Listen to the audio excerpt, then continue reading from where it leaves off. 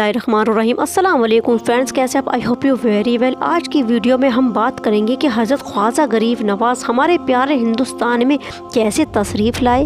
तो जानते हैं हज़रत ख्वाजा गरीब नवाज़ की हिस्ट्री को और करते हैं स्टार्ट इस वीडियो को। हज़रत ख्वाजा गरीब नवाज़ जब सफ़र कर रहे थे तो वर्क पहुँचे। वर्क अफगानिस्तान में मौजूद है। फिर कुछ वक्त के बाद आप गजनी ठहरे। वहाँ पर रहकर आपने अल्लाह के हुक्म का इंतज़ार किया। जब हज़रत ख्वाजा गरीब नवाज ने अल्लाह के रसूल सल्लल्लाहु ताला अलैहि वसल्लम को ख्वाब में देखा, सरकार दो आलम सल्लल्लाहु ताला अलैहि वसल्लम ने अल्लाह का हुक्म दिया और अपनी दुआओं से आपको नवाजा। आपको हिंदुस्तान जाने का हुक्म दे दिया था और अल्लाह के नबी सल्लल्लाहु ताला अलैहि वसल्लम के नवाजने से पहले ही आपको हिंदुस्तान के बादशाह होने का खिताब मिल गया था। लेकिन अब आपको इजाज़त दी गई थी। फिर आप अल्लाह के रसूल सल्लल्लाहु ताला अलैहि वसल्लम की इजाज़त मिलने के बाद 586 ईस्वी में आप ख्वाजा गरीब नवाज लाहौर तशरीफ ले आए थे और यहाँ पहुंचकर आप सबसे पहले दातागंज रहमतुल्लाह अलमीन के मजार पर तशरीफ लाए। आपने 40 दिन तक यहाँ पर ठहरे और 40 दिन तक अल्लाह की इबादत की। ने यहाँ पर चिल्ला भी खींचा। आज भी ये जगह लाहौर में मौजूद है और इसको एक कमरे में महफूज कर दिया गया है। दातागंज रहमतुल्लाह अलमीन की सुहानी बरकत लेकर ख्वाजा गरीब नवाज रहमतुल्लाह अलमीन मुल्तान की तरफ तशरीफ ले गए। उस वक्त मुल्तान इल्म का बहुत ही बड़ा मरकज हुआ करता था। आपने मुल्तान में लगभग 5 साल तक कयाम किया। यहीं पर रहकर आपने संस्कृत भाषा को भी सीख लिया था, क्योंकि संस्कृत आपके लिए बहुत ही ज्यादा जरूरी हो गई थी। इसलिए आपने संस्कृत को भी सीख लिया था, क्योंकि आपको हिंदुस्तान में पहुंचकर अपने कलिमात को लोगों के सामने पेश करना था और वो संस्कृत भाषा को ज्यादा पसंद करते थे। फिर आप मुल्तान से दिल्ली तशरीफ ले आए। कुछ वक्त रुकने के बाद फिर आप अजमेर के लिए रवाना हुए। अजमेर की तारीख में ये शहर आगरा के पश्चिम में तारागढ़ की पहाड़ियों के दामन में छुपा हुआ था। पहाड़ी की चोटी पर बादशाह अकबर का महल यानी कि उसका किला बना हुआ था, जो आज भी आपको अजमेर में देखने के लिए मिल जाएगा। अजमेर हमारे हिंदुस्तान का एक बहुत ही पुराना शहर है। उस वक्त अजमेर हिंदू सल्तनत के कब्जे में हुआ करता था। यहाँ पर सबसे गैरतमंद कौम राजपूत रहा करते थे। राजपूतों की एक खास बात ये भी हुआ करती थी कि राजपूत लोगों को मर मिटना मंजूर था, लेकिन किसी के भी आगे गर्दन झुकाना गवारा नहीं करते थे। और जब जंग हुआ करती थी तो राजपूतों की औरतें आग में खुद को जला दिया करती थी कि मर्द जंग में डर की वजह से पीछे हट ना जाएं।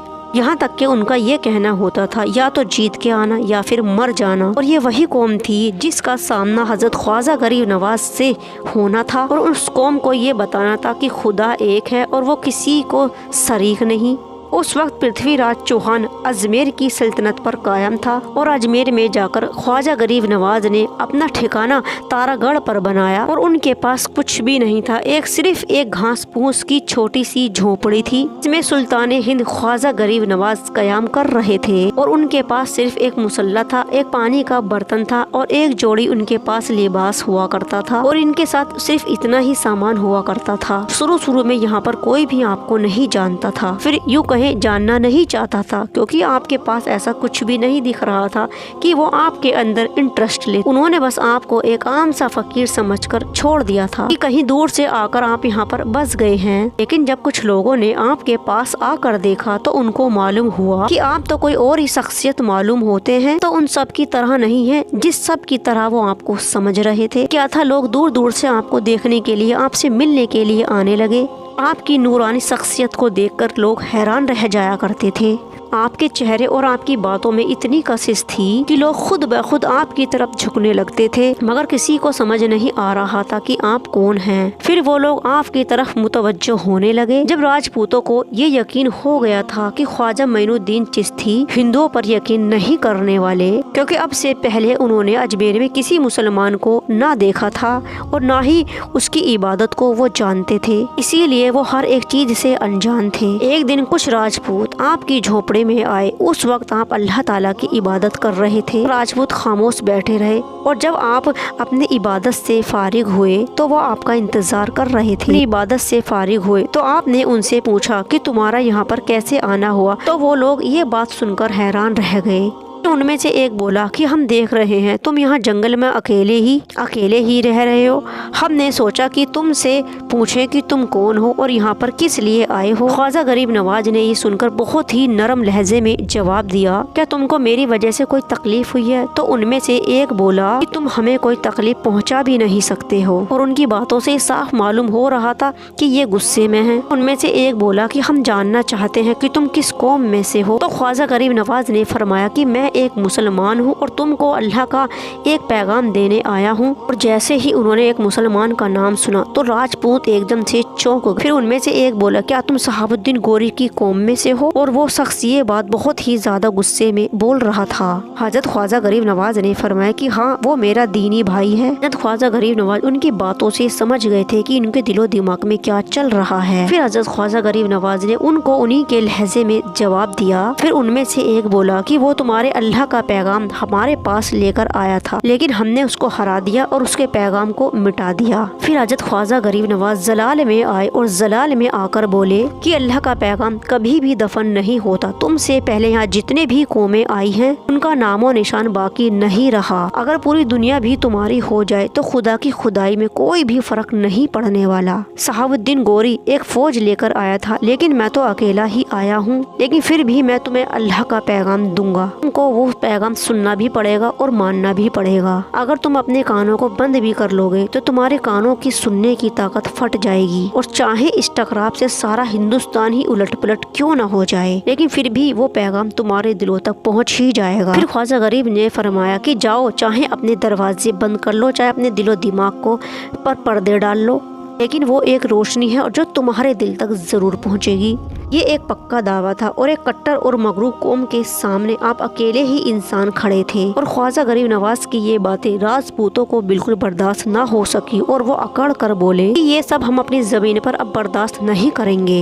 एक राजपूत ने आपको अपना गुरूर दिखाने की कोशिश की। ख्वाजा गरीब नवाज ने जलाल में फरमाया कि ये जमीन किसी की नहीं है और ये जमीन सिर्फ अल्लाह की है। ये जमीन अगर तुम्हारी होती तो तुम्हारे बाप दादा इसको अपने साथ लेकर चले गए होते। उन्होंने भी मौत का जायका चखा और वो खाली हाथ चले गए। तुम सब इस जमीन पर अल्लाह के किराएदार हो और जल्दी ही तुम सब अल्लाह ताला से मिलने वाले हो। सब बात सुनकर एक राजपूत बोला कि हम किसी अल्लाह को नहीं जानते और न ही किसी अल्लाह को मानते हैं।